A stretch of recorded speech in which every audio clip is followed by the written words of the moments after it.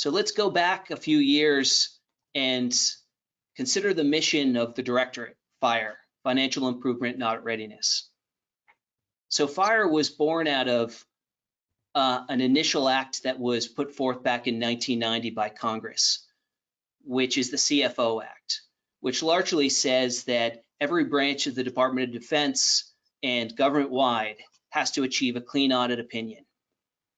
That means that where expenses are being spent flowing through to goods that are being procured or services being procured are being audited, as well as candidly that any equipment that's being managed on behalf of the federal government is hitting the balance sheet and they have the accuracy that they need in order to achieve a clean audit opinion. In their terms, they want to focus on financial management. They want to improve internal controls, resolving material weaknesses, and advancing the department's fiscal stewardship. So audit readiness relative to this community in the context here really is to focus on DoD property, plant, equipment, operating material, and supplies. And it puts the highest priority on accounting controls and accountability for all mission critical asset information. Information meaning data. How are you tracking and recording your data and getting that through to the government systems that need it? That's what they're focused on. So beyond the 1990 CFO Act, as we move through time, we know that this FIAR initiative began with our Defense Secretary, Leon Panetta, who called it an all hands on deck. In 2011, we've moved now through a number of different secretaries of defense that have reinforced the need to achieve this clean audit opinion. But today, who sits in the seat of responsibility of the Comptroller's Office and now the Deputy Defense Secretary is David Norquist. So he stated that as they were beginning this initial audit to go out and perform audits against the large, Pentagon infrastructure, including defense contractors, he stated that in the fall of 2018, he stated by spring we will have over 1,200 auditors inspecting the Department of Defense from book to floor and from floor to book. And those words, those key words, are crucial to making sure that you have your record keeping very accurate. By 2019, after the audit had taken place in 2018, and I'm sure you may have heard and realized that the DoD had failed the audit, which was expected, knowing that they were really going through to set a baseline to know which they needed to build from to make improvements. He acknowledged, we didn't pass. We have issues and we're going to go fix them. 2019 audits came and went. Again, another series of failures and identified deficiencies, but progress, showing progress toward that end. So by 2020, the statement of the audit demonstrates progress, but we have a lot more to do. And then reiterates that this being under audit will be our new normal.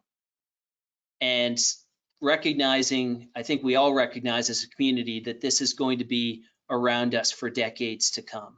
This property obligation, this reporting obligation. So that turns us to unpacking this property and asset management, the impact it has a little deeper. Sharrieff. And here's where all the fun really begins in terms of the from an audit perspective. So, dealing with a lot of my customers on the DoD side, some of them, share some of their stories. I've had one customer over on the Navy side, trying to track these engines that were being under audit by some of the auditors, and some of the issues and trials and tribulations that they were having in terms of maintaining them. But at the end of the day, we're 2 years into this, and the biggest thing if you talk to some of the programs, is the continuous audit process that's happening, and they're all trying to get ahead of it. It's top of mind it's something that they're really they're concentrating on, because when you have 1,400 auditors, and we're 2 years into this, going out to over 600 locations, DoD locations across the planet, doing audits and inventory samples of over 100,000 items. It can be grueling, and it can be tough on the DoD.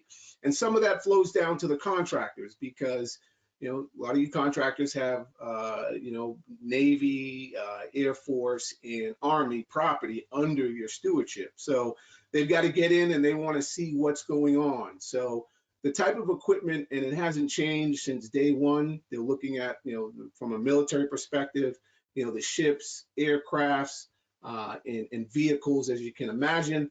From an inventory perspective, all of the rations, the supplies, spare parts, and et cetera. And general equipment being, material handling, training, and tooling.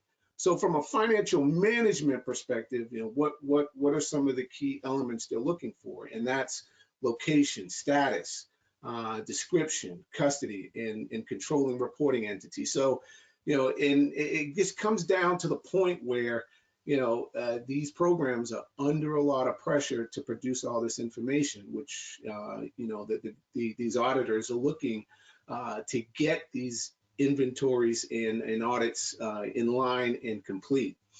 So they're looking at the government's property through their accountable property systems of record, their APSRs. And the biggest thing with audits today is, what do you have? Where is it? And from a floor to book and book to floor perspective, what the APSR says you have, is it on the floor? And do all the records match up? And that really comes to the whole completeness of your records or their records, to make sure that they have control in place of their inventory, and it's accurate. Accuracy is one of the key mantras going forward. And when you look at the DCMA handbook, which we'll get to on the contractor side, it's all about inventory accuracy. Next slide.